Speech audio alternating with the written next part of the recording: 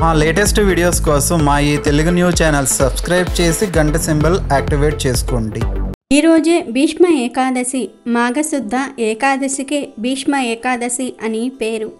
అయితే ఈరోజు రాత్రి 12 లోపు ఈ వీడియో చూస్తే చాలు, ఈ వీడియో మీ కంట పెడితే చాలు, అదృష్టం మీ తలుపు తట్టినట్లే. ఈరోజు ఎవరైతే ఈ కథలను వింటారో వారి జన్మజన్మల పాపాలు పోతాయి, కోటి జన్మల పుణ్యం వస్తుంది, అష్టైశ్వర్యాలు సిద్ధిస్తాయి, సకల శుభాలు కలుగుతాయి, తిరిగిలేని రాజయోగం పడుతుంది, పట్టిందల్లా బంగారం అవుతుంది. ఎంతో పుణ్యం చేసుకున్న వారు మాత్రమే ఈ కథలను వినగలుగుతారు. భీష్మ ఏకాదశికే జయ ఏకాదశి అని పేరు. ఈ జయ ఏకాదశి గురించి భవిష్యోత్తర పురాణంలో ఒక కథ ఉంది. ఆ కథను ఈరోజు వింటే చాలు, కోటి జన్మల పుణ్యం వస్తుంది. ఒకసారి పాండవుల్లో అగ్రజుడైన ధర్మరాజు శ్రీకృష్ణుడితో ఇలా అంటాడు: శ్రీకృష్ణ, మాఘమాసంలో శుక్లపక్షంలో వచ్చే ఏకాదశి పేరు ఏమిటి? దానిని ఏ విధంగా ఆచరించాలి? వివరంగా చెప్పమని ప్రార్థిస్తాడు.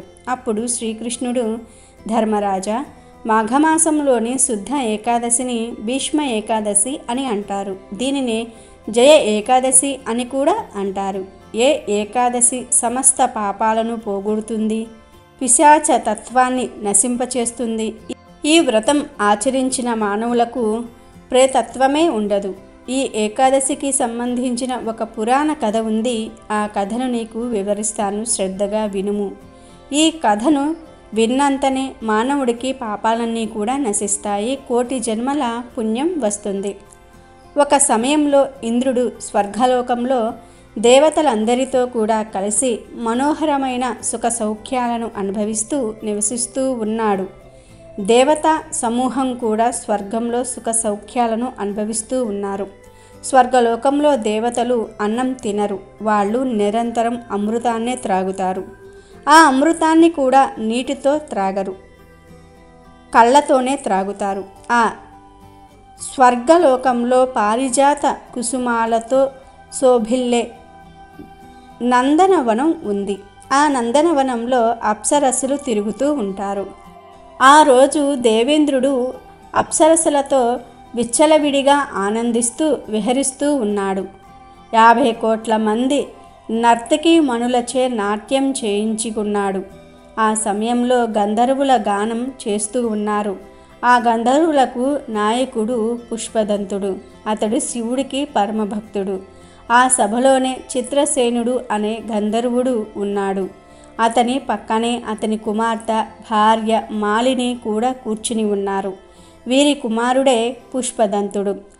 పుష్పవతి అనే ఒక గంధర్వ కన్య మరియు పుష్పదంతుడు ప్రేమికులు. పుష్పవతి నిరంతరం పుష్పదంతుని కోసం తహతహలాడుతూ ఉండేది. ఆమె తన అందంతో పుష్పదంతుణ్ణి తన వశం చేసుకుంది. పుష్పవతి యవ్వనంలోనికి ప్రవేశించింది. ఈమె అందాన్ని వర్ణించటం ఎవ్వరి తరం కాదు. ఆమె ముఖం పూర్ణిమ నాటి చంద్రుని వలె గుండ్రంగా కాంతివంతంగా ఉంది. అంతటి అందమైన ఈ పుష్పవతి యందు పుష్పదంతుడు కూడా మిక్కిలి వ్యామోహాన్ని పొందాడు. ఒకరోజు ఇంద్రసభలో వీరిద్దరూ కూడా నాట్యం చేస్తూ ఉన్నారు. ఇంద్రుని సంతృప్తి పరచడం కోసం వీరిద్దరూ కూడా నృత్యం చేయడానికి వచ్చారు. కానీ వీరిద్దరూ మాత్రం పాటలు పాడుతూ నృత్యం చేస్తూ ఒకరినొకరు చూసుకుంటూ లయ తప్పి అపస్వరంతో పాడుతూ ఉన్నారు. ఆ ప్రేమికులిద్దరూ కూడా మన్మధుని పంచ బాణాలకు వసులైపోయారు. వారు ఆ సభలో ఉన్నారని గుర్తించే స్థితిలో లేరు. లయ తప్పిన అపస్వరంతో అలానే పాడుతూ ఉన్నారు. ఆ విషయాన్ని ఇంద్రుడు గమనించాడు. తాళం తప్పింది, లయ కూడా తప్పింది. వెంటనే వారిద్దరూ కూడా పాడే పాట చెవులకు ఇంపుగా అనిపించటం లేదు. ఆ దృశ్యాన్ని చూసిన ఇంద్రుడికి ఎంతో కోపం వచ్చింది. కామంతో ఉన్న ఆ గంధర్వ జంటను చూసి, చిచ్చి పాపాత్ములారా, మీ ప్రభువునైన నా ఆజ్ఞను అతిక్రమించినందువలన మీరు శిక్షార్హులు. మీరు చేసిన తప్పుకు మిమ్మల్ని శిక్షిస్తున్నాను. మీ ఇద్దరు పిశాచాలుగా అవ్వండి. దంపతుల రూపంలో మానవలోకం పొంది మీరు చేసిన చెడ్డ పనికి దుష్ఫలితాలను అనుభవించండి అని శపించాడు. ఇక ఆ ఇద్దరూ ఎంతో దుఃఖించారు. వారు దుఃఖిస్తూ హిమాలయ పర్వత ప్రాంతాలకు చేరుకున్నారు. ఇంద్రుని శాప ప్రభావంగా పిశాచాలుగా మారారు. దట్టమైన అరణ్యంలో తిరుగుతూ ఉన్నారు. భయంకరమైన దుఃఖాన్ని అనుభవిస్తూ ఉన్నారు. పిశాచ జన్మలో వాసన, రుచి, స్పర్శ తెలుసుకునే అవకాశం ఉండదు. వారి రూపం వికృతంగా మారిపోయింది. ఎంత దప్పిక కలిగినా నీళ్లు త్రాగలేరు. ఆ విధంగా పిశాచాలుగా తాము చేసిన పనికి ఫలితాన్ని అనుభవిస్తూ ఉన్నారు. నిద్ర సుఖం లేక కొండ గృహాల్లో విహరిస్తూ ఉన్నారు. హిమాలయ పర్వతం కాబట్టి ఆ పిశాచ దంపతులు చలికి గడగడగా వణికిపోతూ ఉన్నారు. ఈ పిశాచ దంపతులు గాలిని ఆహారంగా స్వీకరించటం మానేశారు. నీరు దొరికినా త్రాగలేరు. అలా ఒకరోజు జయ ఏకాదశి వచ్చింది. ఆ రోజు ఎందుకో వారు జీవహింస చెయ్యలేదు. ఆకులు కానీ పండ్లు కానీ తినలేదు. ఒక పెద్ద రావి చెట్టు దగ్గర చలి బాధను భరిస్తూ పడి ఉన్నారు. అలా ఆ రోజు సూర్యుడు అస్తమించాడు. భయంకరమైన చీకటి రాత్రి వచ్చింది. దారుణమైన చలితో బాధపడుతూ ఉన్నారు. ఆ బాధను అనుభవిస్తూ వారు ఆ చెట్టు క్రిందనే ఉన్నారు. ఒకరినొకరు ఆనుకుని ఆ రాత్రి రావి చెట్టు మొదట్లో కూర్చున్నారు. ఆ రాత్రంతా కూడా ఆ పిశాచాలు నిద్రపోలేదు. రాత్రి కూడా గడిచిపోయింది. వారికి తెలియకుండానే జయ ఏకాదశి రాత్రి జాగరణ చేసినట్లయింది. ఇక ద్వాదశి రోజు ఆ పిశాచాలు ఏకాదశి రోజు తెచ్చుకున్న పండ్లను సూర్యోదయ సమయంలో భుజించి ద్వాదశి పారణ కూడా జరిగింది. దాంతో వారికి తెలియకుండానే జయ ఏకాదశి వ్రతం పూర్తి చేసినట్లయింది. దాంతో భగవంతుడి వారి పట్ల ప్రసన్నుడయ్యాడు. వారిద్దరికీ కూడా పిశాచతత్వం తొలగిపోయింది. పుష్పవతి పుష్పదంతుడికి పూర్వపు గంధర్వ స్వరూపం లభించింది. వారిద్దరి మధ్య ప్రేమ మళ్ళీ ఏర్పడింది. ఆ ప్రేమ జంట విమానంలో స్వర్గానికి వెళ్ళారు. స్వర్గంలోనికి ప్రవేశించిన వెంటనే ప్రభువైన దేవేంద్రుడి దగ్గరికి వెళ్ళారు. ఆనందంతో నమస్కారం చేశారు. వారిద్దరినీ చూసి ఇంద్రుడు ఆశ్చర్యపోయాడు. అప్పుడు ఇంద్రుడు వారితో ఇలా అన్నాడు, నేను పిశాచాలను అవ్వమని మాత్రమే శపించాను, శాప విమోచనం చెప్పలేదు కదా. మరి మీరు ఏ పుణ్యం వలన నా శాపం నుండి విముక్తులయ్యారు? నా శాపం ఎంతో గొప్పది. సాధారణమైన వారు ఆ శాపం నుండి తప్పించుకోలేరు. మీరు ఎలా ఇలా మారారు అన్నాడు. దానికి ఆ జంట, ఓ ప్రభు, మాకు వాసుదేవుని అనుగ్రహం లభించింది. జయ ఏకాదశి వ్రతం ఆచరించే అదృష్టం కలిగింది. దానితో మా ఇద్దరికీ కలిగిన పిశాచ తత్వం తొలగిపోయింది అన్నారు. దానికి ఇంద్రుడు సంతోషించి, పుష్పదంతా, నీవు స్వేచ్ఛగా నీ ప్రేమికురాలైన పుష్పవతితో స్వర్గలోకంలో యచేదంగా విహరించు. నా నుండి నీకు ఎటువంటి ఇబ్బందులు కలగవు అన్నాడు. దానికి పుష్పవతి, పుష్పదంతుడు ఎంతో సంతోషించారు. కాబట్టి ధర్మరాజా, జయ ఏకాదశి అంత గొప్పది.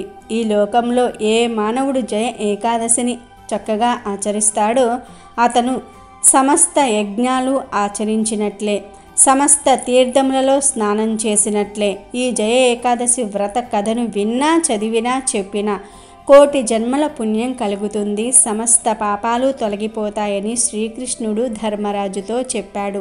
అలాగే ఈ ఏకాదశి రోజు తులసి ఆకులతో విధిరాతను ఎలా మార్చుకోవచ్చో తెలిపే ఈ పవిత్ర కథను వింటే మీ తలరాత మారిపోతుంది. మీరు అదృష్టవంతులుగా మారిపోతారు. రాజు అనే ఒక వ్యక్తి రోజు అడవిలోనికి వెళ్ళి ఆకుకూరలు కొని తెచ్చుకొని అమ్ముకుంటూ జీవనం గడుపుతూ ఉన్నాడు. అలా అతను రోజు అడవికి వెళ్ళే దారిలో ఒక గుడిసె ముందు ఒక ముసలి బ్రాహ్మణుడు ఏడుకొండల స్వామి విగ్రహం చిన్నది పెట్టుకుని తులసి ఆకులతో అర్చన చేసేవారు. అది చూసి రాజు చాలా ముచ్చటపడేవాడు. మనం కూడా ఇలా చేయాలి అని అనుకునేవాడు, కానీ చేయలేకపోయేవాడు. ఒకసారి అతను అడవిలో ఆకుకూరలు కోస్తూ ఉంటే తులసి చెట్టు కనిపించింది. వెంటనే ఆ వ్యక్తి, మనం ఎలాగూ పూజ చేయలేము, ఇవి కోసుకువెళ్ళి ఆ బ్రాహ్మణుడికి ఇద్దాం అని అనుకున్నాడు. కోసిన ఆకులతో పాటు తులసి దళాలను కట్టకట్టి నెత్తిన పెట్టుకుని వచ్చాడు. అతడికి తెలియని విషయం ఏమిటంటే నల్ల నాగు ఒకటి అందులో ఉంది. అతను వెళ్ళి గుడిసె ముందు నిలబడగానే ఎవరో వచ్చి నిలబడ్డారని తల తెప్పి చూసిన బ్రాహ్మణుడితో, రాజు, అయ్యా, తులసి దళాలు తెచ్చాను పూజకు, నేను చేయలేను, అందుకే మీకు ఇస్తున్నాను అని అన్నాడు. ఒక్క నిమిషం కళ్ళు మూసుకున్న ఆ బ్రాహ్మణుడికి తన దివ్య దృష్టితో తులసి దళాలను తెచ్చిన వ్యక్తి వెనుక రాహువు నిలబడి ఉందని తెలిసింది. అప్పుడు ఆ బ్రాహ్మణుడు రాజుతో, నాయనా, నేను చెప్పే వరకు ఈ కట్టను నీ తలపై నుండి దించకు అని చెప్పి గుడిసె వెనక్కు వెళ్ళి ఒక మంత్రం జపించగానే రాహువు వచ్చాడు. అప్పుడు బ్రాహ్మణుడు రాహువుకు నమస్కరించి ఎందుకు అతడి వెనుక వచ్చావని అడుగగా రాహువు ఆ బ్రాహ్మణుడికి నమస్కరించి, నేను ఈరోజు అతడికి హాని చేయాల్సి ఉంది, అదే విధి రాత, కానీ అతను తన తలపైన తులసి దళాలను మోస్తున్నాడు, అందుకే నా పని చేయలేకపోయాను, అతను అది దించగానే నేను కాటేసి వెళ్ళిపోతాను అని అన్నాడు. ఈ విషయం వినగానే బ్రాహ్మణుడికి చాలా జాలేసింది.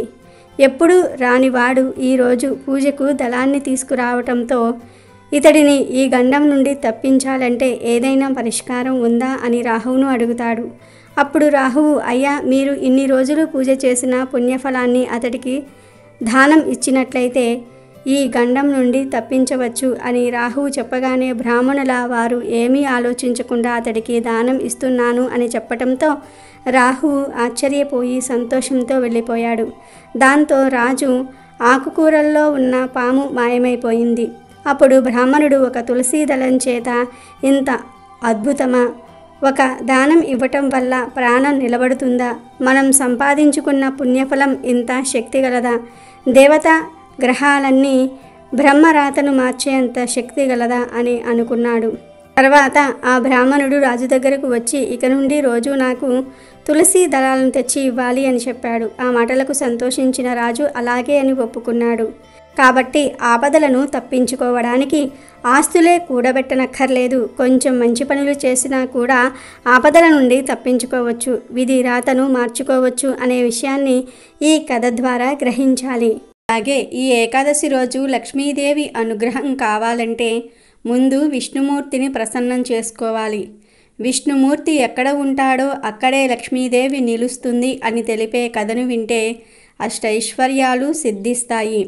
ఒకసారి విష్ణుమూర్తి లక్ష్మీదేవితో, ప్రజలలో ఎంత భక్తి పెరిగింది, అందరూ నా కరుణ కోసం నారాయణ నారాయణ అని నా నామం జపిస్తూ ఉన్నారు అని అన్నాడు. ఆ మాటలు విని లక్ష్మీదేవి, అది మీకోసం కాదు, నా కరుణ కోసం, నా కటాక్షం కోసమే మీ మీద భక్తి పెరిగింది అని అంటుంది. అలా అయితే జనులంతా లక్ష్మీ లక్ష్మి అని ఎందుకు జపించటం లేదు అని అంటాడు నారాయణుడు. అప్పుడు లక్ష్మీదేవి, అలా అయితే భక్తులకు ఓ పరీక్ష పెడదాం అని అంటుంది. సరే అని అంటాడు నారాయణుడు కూడా. వెంటనే నారాయణుడు ఒక బ్రాహ్మణ రూపం ధరించి ఒక గ్రామంలోనికి వెళ్ళి గ్రామాధికారి ఇంటి తలుపు తట్టాడు. గ్రామాధికారి తలుపు తెరిచి, మీరు ఎవరు, ఎక్కడి నుండి వచ్చారు అని ఆ బ్రాహ్మణుణ్ణి అడుగుతాడు. దానికి ఆ బ్రాహ్మణుడు, నా పేరు లక్ష్మీపతి, నేను వైకుంఠం అనే ఊరి వాడిని, నేను మీ గ్రామంలో హరికథ చెప్పాలని అనుకుంటూ ఉన్నాను, అందుకే ఇక్కడికి వచ్చాను అని అంటాడు. దానికి గ్రామాధికారి, అలాగా, మా గ్రామ ప్రజల మహాభాగ్యం, హరికథ విని పుణ్యం సంపాదించుకుంటారు, మీరు ఇక్కడ ఉన్నంత వరకు మీరు మా ఇంట్లోనే ఉండి మా గ్రామంలో హరికథ చెప్పండి అని అన్నాడు. ఆ తర్వాత గ్రామంలోని కొందరు వ్యక్తులు సమావేశమై హరికథకు అన్ని సన్నాహాలు చేస్తారు. మొదటి రోజు 10 మంది వచ్చారు. రెండవ మరియు మూడవ రోజులలో మంది మరింత పెరిగి కూర్చోవడానికి స్థలం లేక నిలబడి భక్తితో వింటూ ఉంటారు. ప్రజల అనన్య భక్తి చూసి నారాయణుడు అమిత సంతోషపడిపోతాడు. ఇదంతా గమనించిన లక్ష్మీదేవి ఒక వృద్ధిరాలిగా మారి ఆ గ్రామానికి వచ్చి అప్పుడే ఇంటికి తాళం వేసి హరికథ కాలక్షేపం కోసం వెళ్తున్న ఒక స్త్రీ ఇంటి దగ్గరకు వచ్చి నిలబడి, అమ్మా, నాకు దాహంగా ఉంది, కొంచెం నీళ్లు ఇవ్వవా బిడ్డా అని అడుగుతుంది. అప్పుడు ఆ స్త్రీ, అమ్మా, సమయం సాయంత్రం 5 గంటలయ్యింది, నేను హరికథ వినేందుకు వెళ్తూ ఉన్నాను అని అంటుంది. దానికి ఆ ముసలమ్మ, నాకు కొన్ని మంచినీరు ఇవ్వు తల్లి, చాలా దాహం వేస్తుంది, నీకు అమితమైన పుణ్యం లభిస్తుంది అని లక్ష్మీదేవి వృద్ధిరాలి రూపంలో దీనంగా అడగగానే కాదనలేక ఆ స్త్రీ తాళం తీసి ఇత్తడి చెంబుతో నీళ్లు తెచ్చి ఇస్తుంది. లక్ష్మీమాత నీరు తాగి ఆ చెంబు తిరిగి ఆ స్త్రీ చేతికి ఇవ్వగానే ఆ చెంబు బంగారం చెంబుగా మారిపోతుంది. అది చూసి ఆ స్త్రీ ఆశ్చర్యపోయి రెండు చేతులు జోడించి ఆ వృద్ధిరాలికి నమస్కారం చేసి, ఎంత మహిమగల తల్లివి నీవు, నీకు ఆకలి వేస్తుందేమో, ఉండు, కంచంలో నీకు అన్నం పెడతాను అని అంటుంది.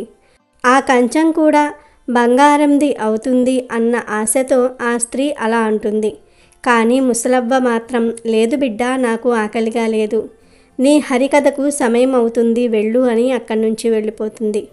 తర్వాత ఆ స్త్రీ హరికథ కోసం వచ్చి ఈ సంగతి ఆమె చుట్టుప్రక్కల ఉన్న మొత్తం ఆడవారికి చెప్తుంది. అది వింటూనే హరికథ వింటున్న స్త్రీలందరూ కూడా మధ్యలోనే లేచి వెళ్ళిపోతారు.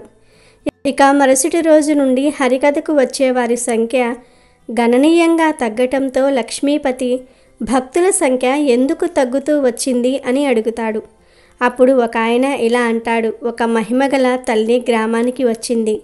ఆమె ఎవరి ఇంటికైనా సరే వెళ్ళి ఏ వస్తువులో ఏమి తాగినా తినినా ఆ వస్తువు బంగారంగా మారుతుంది. అందువలన భక్తులు ఆమె కోసం ఎగబడుతూ ఉన్నారు. అందుకే హరికథ వినేవారి సంఖ్య తగ్గింది అని అంటాడు. అప్పుడు లక్ష్మీదేవి వచ్చిందని విష్ణుమూర్తికి అర్థమవుతుంది. ఇది వింటూనే ఆ గ్రామాధికారి కూడా అక్కడి నుండి మెల్లగా జారుకుని ఆ వృద్ధిరాలి దగ్గరకు వెళ్తాడు. వెళ్ళి ఆమెతో, అమ్మ, నేను హరికథ నిర్వహిస్తూ ఉన్నాను, అటువంటిది మీరు నా ఇంటిని ఎందుకు విడిచిపెట్టారు, నా ఇంటికి ఇంతవరకు ఎందుకు రాలేదు అని అడుగుతాడు. అప్పుడు ఆ వృద్ధురాలు గ్రామాధికారితో, మీ ఇంటికే నేను మొదట వచ్చాను, మీ ఇంట్లో హరికథ చెప్పేవారు ఉండటంతో నేను తిరిగి వచ్చేశాను, అతను వెళ్ళిపోయాక మాత్రమే నేను మీ ఇంటికి వస్తాను అని అంటుంది. వెంటనే గ్రామాధికారి, ఓస్, ఇంతేనా తల్లి, నేనే ఇప్పుడే ఆ హరికథ వారికి ధర్మశాలలో గది ఇస్తాను అని అక్కడి నుండి తన ఇంటికి వస్తాడు. ఆ రోజున హరికథ ముగించుకొని లక్ష్మీపతి తన ఇంటికి వచ్చిన వెంటనే గ్రామాధికారి ఆయనతో ఇలా అంటాడు, అయ్యా, మీరు మీ పెట్టే బేడ సర్దుకోండి, ఇప్పటి నుండి మీరు ధర్మశాలలో ఉండండి, అక్కడ మీరు ఉండడానికి ఏర్పాట్లు పూర్తయ్యాయి అని అంటాడు. అప్పుడు లక్ష్మీపతి గ్రామాధికారితో, హరికథ పూర్తయ్యేందుకు ఇంకా 2-3 రోజులు మిగిలి ఉన్నాయి, అప్పటి వరకు ఇక్కడనే ఉంటాను అని అంటాడు. కానీ గ్రామాధికారి మాత్రం, లేదు లేదు, మీరు త్వరగా వెళ్ళండి, నేను వినను, మరొక అతిథికి వసతి కల్పించాలి అని అంటాడు. ఇంతలో లక్ష్మీమాత అక్కడికి వచ్చి గ్రామాధికారిని, మీరు కొంచెం బయటికి వెళ్ళండి, నేను వారితో మాట్లాడతాను అని అంటుంది. గ్రామాధికారి బయటికి వెళ్ళిన తర్వాత లక్ష్మీదేవి విష్ణుమూర్తితో, ప్రభు, మీరు ఇప్పుడు ఒప్పుకుంటారా? నీ భక్తులు నీ కోసం కాదు, నా కోసం మీ నామం జపిస్తూ ఉన్నారని అని నవ్వుతూ అంటుంది. దానికి విష్ణుమూర్తి, అవును, ఇదంతా నీ ప్రభావం, కానీ నీవు కూడా ఒక విషయాన్ని అంగీకరించాలి, నీవు నా కోసం వైకుంఠం విడిచి వచ్చావు, ఎక్కడైతే నా కథలు చెప్తూ ఉంటారో, భజనలు చేస్తూ ఉంటారో, ఖచ్చితంగా అక్కడే నీవు ఉంటావు అని అంటాడు నవ్వుతూ. ఇక ఆ తర్వాత నారాయణుడు వైకుంఠానికి అక్కడి నుండి వీడ్కోలు పలికాడు.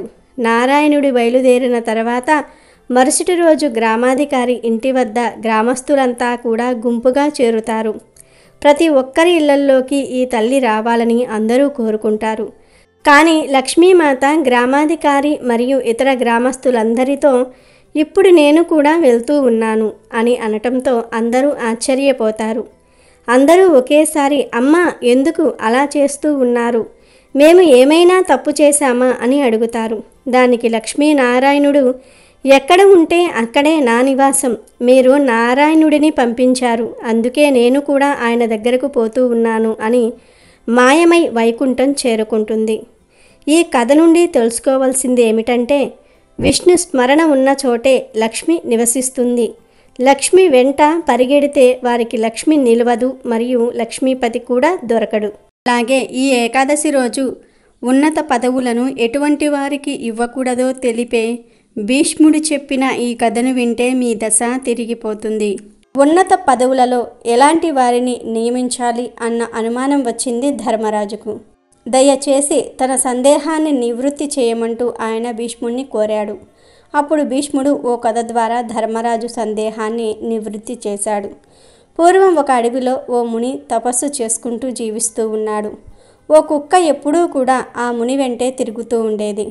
తన పట్ల విశ్వాసంగా ఉన్న ఆ కుక్కను చూసిన ముని దానిని తన చెంత ఉండనిచ్చేవాడు. వీరి అనుబంధం ఇలా కొనసాగుతూ ఉండగా ఓ రోజు ఆ కుక్క ఓ పులి కంటపడింది. అంతే, ఆ పులి తన పంజా విసురుతూ కుక్కను బలిగొనబోయింది. వెంటనే ఆ కుక్క పరుగున పోయి మునీశ్వరుని వెనుక నక్కింది. తనను నమ్ముకున్న కుక్క ఆ పులి కంటే బలహీనంగా ఉండటం వల్లే కదా దానికి ఆపద కలిగింది అనుకున్నాడు మునీశ్వరుడు. దాంతో ఆ కుక్కను పులిగా మార్చేశాడు. ఆ ఘటనను చూసిన పులి భయపడి గుర్రున వెనక్కి తిరిగి పారిపోయింది. కానీ పులిగా మారిన కుక్క జీవితం అక్కడి నుంచి సురక్షితంగా ఉందని చెప్పుకోవడానికి లేదు. ఎందుకంటే మరోసారి దాని మీదకు ఓ ఏనుగు దూసుకు వచ్చింది. యథాప్రకారంగా పులి రూపంలో ఉన్న కుక్కను ఏనుగులా మార్చివేశాడు ఆ మునీశ్వరుడు. ఇలా ఏ జంతువు దాడి చేసినా తన దగ్గర ఉన్న కుక్కను అంతకంటే బలమైన జంతువుగా మార్చసాగాడు ముని. అలా బెబ్బులిలా మారిన కుక్క ఓ రోజు బోర విరుచుకుని అడవిలో తిరగసాగింది. ఇక తన మీద దాడి చేసే అంతటి శక్తి మరో జంతువుకు లేదన్న నమ్మకంతో నిర్భయంగా సంచరించసాగింది. కానీ అలా తిరుగుతూ ఉండగా దాని మనసులో ఓ ఆలోచన మెదిలింది. మునివర్యులు నా మీద జాలి చూపించారు కాబట్టి నన్ను అన్నిటికంటే శక్తివంతమైన జంతువుగా మార్చారు. అంతవరకు బాగానే ఉంది. కానీ రేపు మరో జంతువు ఏదైనా మునీంద్రుని శరణు వేడితే నా పరిస్థితి ఏంటి? అప్పుడు నాకంటే బలమైన జంతువు ముందు తలవంచాల్సిందే కదా అనుకుంది. అసలు ఆ మునీశ్వరుని చంపి పారేస్తే అతను మరో జంతువు మీద జాలి చూపే అవకాశం ఉండదు అని పన్నాగం పన్నింది. కుక్క తన మనసులో ఇలాంటి దుర్మార్గపు యోచనలు చేస్తూ ఏమీ ఎరగనట్లు ముని ముందరకు వచ్చి కూర్చుంటుంది. కానీ కుక్కని బెబ్బులిగా మార్చిన వాడు దాని మనసులో ఏముందో గ్రహించలేడా? మునీశ్వరుడు ఎప్పుడైతే కుక్క మనసులోని దురాలోచనను పసిగట్టాడో వెంటనే తిరిగి దానిని కుక్కగా మార్చేశాడు. అది పూర్వంలాగే కుక్క బతుకును గడపసాగింది. కాబట్టి ధర్మనందన, దుర్మార్గులకు ఉన్నత పదవులను ఇస్తే వారి బుద్ధి చివరికి ఇలాగే పరిణమిస్తుంది. అందుకే యోగ్యతను అనుసరించి పదవులను అందించాలి. అలాంటి యోగ్యులు తన అనుచరులుగా ఉన్న రాజు ఏ కార్యాన్నైనా సరే సాధించగలడు అంటూ ముగించాడు భీష్మ పితామహుడు. అలాగే ఏం చేస్తే బ్రాహ్మణత్వం లభిస్తుందో తెలిపే భీష్ముడు చెప్పిన ఈ కథను వింటే చాలు, మీరు పట్టిందల్లా బంగారం అవుతుంది. ఒకసారి ధర్మరాజు భీముణ్ణి ఇలా అడిగాడు. పితామహ, బ్రాహ్మణులు కాక ఇతరులు తాము చేసే గుణకర్మల వలన బ్రహ్మత్వము పొందవచ్చునా అని తన సందేహం వెల్లబుచ్చాడు. అప్పుడు భీష్ముడు, ధర్మనందన, బ్రాహ్మణత్వం పొందటం చాలా దుర్లభం. ఎన్నో జన్మలు ఎత్తిన తర్వాత కానీ బ్రాహ్మణ జన్మ లభించదు. ఈ విషయం గురించి నీకు ఒక ఇతిహాసము చెప్తాను విను అని ఇలా చెప్పసాగాడు. పూర్వము మతంగుడు అనే విప్రకుమారుడు ఉండేవాడు. అతడు తండ్రి ఆదేశానుసారము ఒక యజ్ఞానికి వెళ్తున్నాడు. దారిలో అతడు ఒక గాడిద పిల్లను కర్రతో గట్టిగా కొట్టాడు. ఆ గాడిద పిల్ల ఏడుస్తూ తన తల్లి వద్దకు వెళ్ళి జరిగిన సంగతి చెప్పింది. ఆ గాడిద తన కూతురుతో, అమ్మ, ఇతడు చండాలుడు, క్రూరుడు, అందుకే నిన్ను అలా కొట్టాడు అని చెప్పింది. గాడిద మాటలను అర్థం చేసుకున్న విప్రకుమారుడు ఆ గాడిద ఊరికే అలా అనలేదు. గాడిద మాటలలో ఏదో అంతరార్థము ఉంది, లేకుంటే అలా ఎందుకు అంటుంది అనుకున్నాడు. వెంటనే విప్రకుమారుడు ఆ గాడిద వద్దకు వెళ్ళి తన జన్మ రహస్యము చెప్పమని అడిగాడు. అప్పుడు ఆ గాడిద, విప్రకుమార, నీ తల్లి కామంతో ఒక క్షురకుని వలన నిన్ను కన్నది, కనుక నీవు బ్రాహ్మణుడివి కాదు అని చెప్పింది. ఆపై అతడికి యజ్ఞమునకు వెళ్ళడానికి మనస్కరించక ఇంటికి తిరిగి వెళ్ళి తండ్రితో, తండ్రి, నేను బ్రాహ్మణ స్త్రీకి క్షురకుడికి పుట్టాను గనుక నేను బ్రాహ్మణుడును కాను. ఆ గార్ధవము ఏదో శాప వశాన ఇలా జన్మ ఎత్తి ఉంటుంది, లేకుంటే ఈ నా జన్మ రహస్యము ఆ గాడిదకు ఎలా తెలుస్తుంది తండ్రి? నేను తపస్సు చేసి బ్రాహ్మణత్వము సంపాదిస్తాను అని చెప్పి మతంగుడు తపస్సు చేయడానికి అడవులకు వెళ్ళాడు. మతంగుడు కొన్ని సంవత్సరాలు తపస్సు చేసి ఇంద్రుణ్ణి ప్రసన్నము చేసుకున్నాడు. ఇంద్రుడు ప్రత్యక్షమై, కుమారా, నీవు తపస్సు ఎందుకు చేస్తున్నావు? నీ కోరిక ఏమిటి అని అడిగాడు. అప్పుడు మతంగుడు, దేవా, నాకు బ్రాహ్మణత్వము ప్రసాదించండి అని తన కోరికను అడిగాడు. దానికి ఇంద్రుడు, కుమారా, బ్రాహ్మణత్వము మహత్తరమైనది, ఇతరులకు అది లభ్యము కాదు గనుక మరేదైనా వరము కోరుకో అని అన్నాడు. అప్పుడు మతంగుడు, అయ్యా, నా కోరిక తీర్చటం మీకు కుదరదు గనుక మీరు వెళ్ళండి, నా తపస్సు కొనసాగిస్తాను అన్నాడు. ఇంద్రుడు వెళ్ళగానే మతంగుడు తన తపస్సు కొనసాగించి ఒంటికాలి మీద మరొక 100 ఏళ్లు తపస్సు చేసి ఇంద్రుణ్ణి ప్రత్యక్షం చేసుకున్నాడు. అప్పుడు ఇంద్రుడు మళ్ళీ ప్రత్యక్షమై, కుమారా, నీ పట్టు విడవక ఉన్నావు. శూద్రుడు ఇలాంటి తపస్సు చేస్తే చస్తాడు. జాగ్రత్త, అస్సలు బ్రాహ్మణత్వము ఎలా సిద్ధిస్తుందో నీకు తెలుసా? ఇంతకంటే 10 రెట్లు తపస్సు చేస్తే గాని ఒక చండాలుడు శూద్రుడు కాలేడు.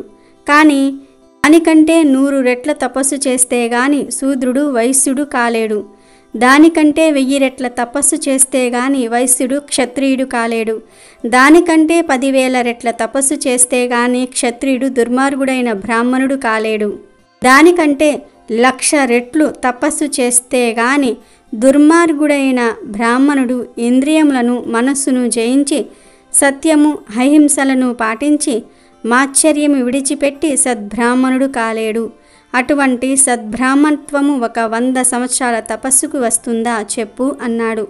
ఒకవేళ బ్రాహ్మణ జన్మ పొందినా దానిని నిలబెట్టుకునుట కష్టము. ఒక్కొక్క జీవుడు అనేక జన్మల తర్వాత గాని బ్రాహ్మణ జన్మ ఎత్తలేడు. అలా ఎత్తినా అతడు దానిని నిలబెట్టుకోలేడు. ధనవాంఛ, కామవాంఛ, విషయాసక్తితో సదాచారములను వదిలి దుర్మార్గుడు అవుతాడు. తిరిగి బ్రాహ్మణ జన్మ రావడానికి ఎన్నో ఏళ్లు పడుతుంది. అటువంటి బ్రాహ్మణ జన్మ కొరకు నీవు తాపత్రయపడి నీ వినాశనము ఎందుకు కొని తెచ్చుకుంటావు? నీకిష్టమైన మరొక వరము కోరుకో, ఇస్తాను, తపస్సు చాలించు అన్నాడు. మారు మాటలాడని మాతంగుడి మొండి తనము చూసి విసుగు చెంది ఇంద్రుడు వెళ్ళిపోయాడు. మాతంగుడు తిరిగి తన తపస్సు కొనసాగించాడు. కాలి బొటనవేలి మీద నిలబడి శరీరం అస్థిపంజరము అయ్యే వరకు తపస్సు చేశాడు. అతడి శరీరము శిథిలమై పడిపోతూ ఉండగా ఇంద్రుడు ప్రత్యక్షమై పట్టుకున్నాడు. ఏమి నాయనా ఇది? పెద్ద పులిలా నిన్ను మింగగలిగిన బ్రాహ్మణత్వము నీకెందుకు? చక్కగా వేరే వరములు అడిగి సుఖపడు అన్నాడు. మాతాంగుడు అంగీకరించగానే ఇంద్రుడు, నీవు చండదేవుడు అనే పేరుతో అందమైన స్త్రీల పూజలందుకుని వారి వలన నీ కోరికలు తీర్చుకుంటావు అని వరాలు ప్రసాదించాడు. కానీ బ్రాహ్మణ జన్మను ప్రసాదించలేదు. కాబట్టి ధర్మరాజా, బ్రాహ్మణ జన్మ చాలా గొప్పది అనే విషయాన్ని ఈ కథ ద్వారా తెలుసుకోవచ్చు అని భీష్ముడు ధర్మరాజుకు చెప్పాడు. అలాగే ఈ ఏకాదశి రోజు గర్వంతో బలహీనుడు బలశాలితో పోరాడితే ఏం జరుగుతుందో తెలిపే ఈ కథను వింటే చాలు, అపార అదృష్ట యోగం పడుతుంది, కుబేరులుగా మారిపోతారు. అంపశయ్య మీద ఉన్న భీష్ముడు ధర్మరాజుతో ఇలా చెప్తూ ఉన్నాడు. ధర్మరాజా, బలహీనుడు బలశాలితో పోరాడకూడదు. పోరాడితే ఓటమి తప్పదు. ఓటమితో పాటు ఐశ్వర్యాన్నంతా కూడా అతను పోగొట్టుకోవాల్సి ఉంటుంది. దీనికి సంబంధించి ఓ కథ ఉంది, చెబుతాను విను అని ఇలా చెప్పసాగాడు భీష్ముడు. ఓ మంచుకొండ మీద ఓ బూరుగు చెట్టుండేది. ఎన్నెన్నో కొమ్మలు రెమ్మలతో ఆ చెట్టు మహావృక్షమైపోయింది. ఒకసారి ఆకాశంలో ప్రయాణిస్తూ కిందికి చూశాడు నారదుడు. కొండంతటినీ కూడా ఆక్రమించుకొని ఉన్న బూరుగు చెట్టు కనిపించింది అతనికి. ఆశ్చర్యపోయాడు. కిందికి దిగి చెట్టును సమీపించాడు. చెట్టుతో ఇలా అన్నాడు, అబ్బబ్బా, ఎంత పెద్ద చెట్టువి! ఇంత వైశాల్యం, పొడవున్న చెట్టును నేను ముల్లోకాల్లోనూ ఎక్కడా చూడలేదు. పైగా నిన్ను ఆశ్రయించి ఎన్నో జంతువులు పక్షులు బ్రతుకుతూ ఉన్నాయి. బాగుంది బాగుంది అన్నాడు. ఆ మాటలకు గర్వంగా కొమ్మలూపింది చెట్టు. అప్పుడు నారదుడు నాతో చిన్న ప్రశ్న, బూరుగా ఏమనుకోకుండా సమాధానం చెప్తావా అని అడిగాడు నారదుడు. అడగండి మహర్షి అంది చెట్టు. మరేం లేదు, వాయుదేవునికి నీకు స్నేహమేమైనా ఉందా? ఉండబట్టేనేమో నీ కొమ్మలు రెమ్మలు క్షేమంగా ఉంటూ ఉన్నాయి, లేకపోతే విరిగిపోయేవి కదా, నిజం చెప్పు అని అన్నాడు నారదుడు. స్నేహమా పాడా? ఏం లేదు ఇద్దరికీ. కాకపోతే నీకు తెలియనిదేముంది, నా శక్తిలో 18వ వంతుకో కూడా వాయుదేవుడు పోటీ పడలేడు. అందుకే అతని మానాన అతను, నా మానాన నేను ఉంటూ ఉన్నాము. నిజం చెప్పాలంటే వాయుదేవుణ్ణి చూస్తే ఒక్కొక్కసారి నాకు నవ్వొస్తుంది అన్నది బూరుగు. నవ్వెందుకో అన్నాడు నారదుడు. దానికి చెట్టు, నేనేదో చేద్దామని అప్పుడప్పుడు నానా పాటలు పడతాడు, కానీ అవేమీ చెల్లవు. ఆకు కూడా రాల్చలేడు. అందుకే నవ్వుకుంటాను అన్నది బూరుగు. కొమ్మల్ని సాచి ఆకాశంలోనికి పోనిచ్చింది. చూడు నా ప్రతాపం అన్నట్లుగా ప్రవర్తించింది. బూరుగుకు గర్వం ఎక్కువై అనుకున్నాడు నారదుడు. మళ్ళీ ఇలా అన్నాడు, ఎంతైనా వాయుదేవుణ్ణి నువ్వు కించపరుస్తూ మాట్లాడడం బాగాలేదు.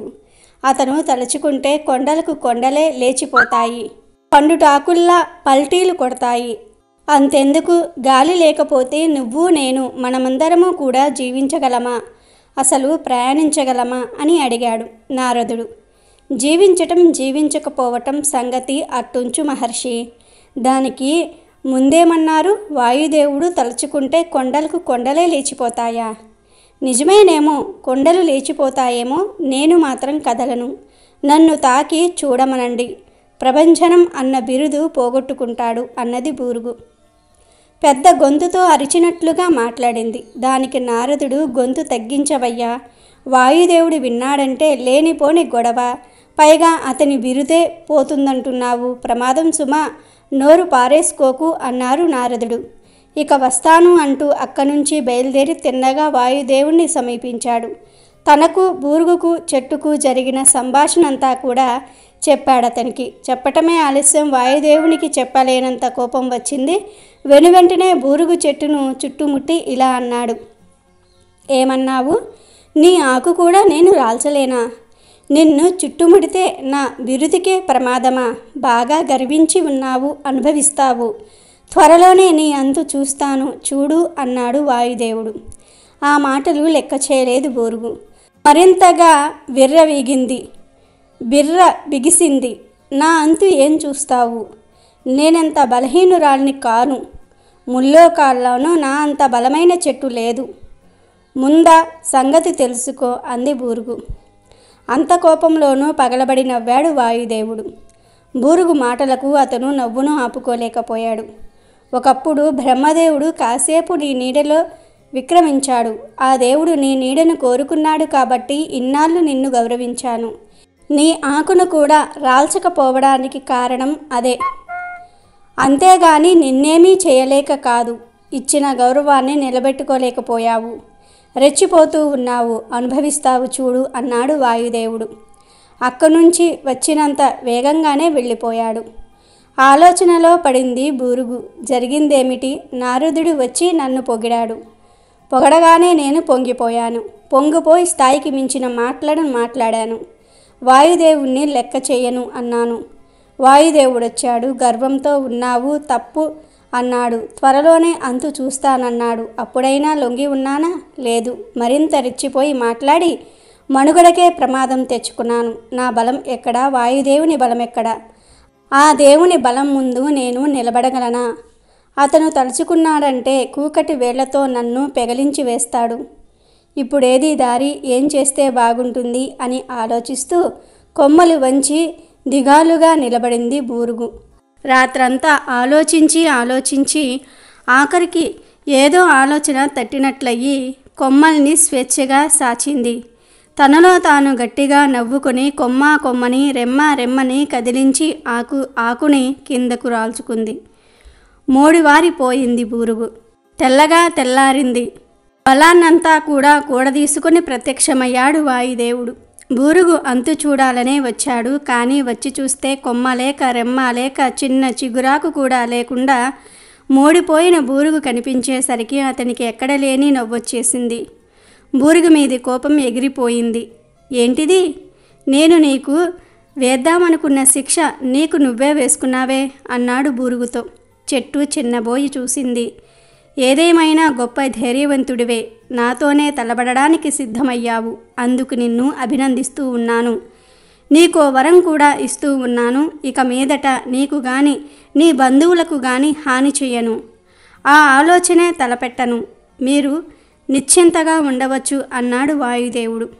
పెద్ద చిన్న తారతమ్యం లేకుండా, తన పరిమితుల గురించి ఆలోచించకుండా ఎవరితో పడితే వారితో విరోధం పెట్టుకుంటే ఏం జరుగుతుందో బూరుగు కథ తెలియజేస్తోంది.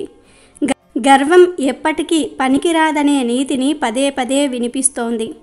బలమైన వాడితో తలబడితే ఆఖరికి జరిగేది ఇదే అని కథ ముగించాడు భీష్ముడు. కాబట్టి ఈరోజు రాత్రి 12లోపు ఈ వీడియో చూస్తే చాలు, ఈ కథలు వింటే చాలు. అదృష్టం మీ తలుపు తట్టినట్లే.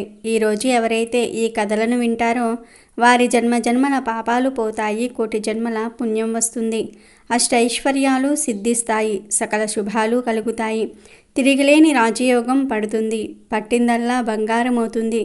ఎంతో పుణ్యం చేసుకున్న వారు మాత్రమే ఈ కథలను వినగలుగుతారు. అమెజాన్లో బెస్ట్ డిస్కౌంట్స్ కోసం వీడియో డిస్క్రిప్షన్లో లింకు ఉంది, చూడండి. అలాగే మా టెలిగ్రామ్ ఛానల్ సబ్స్క్రైబ్ చేసుకోండి.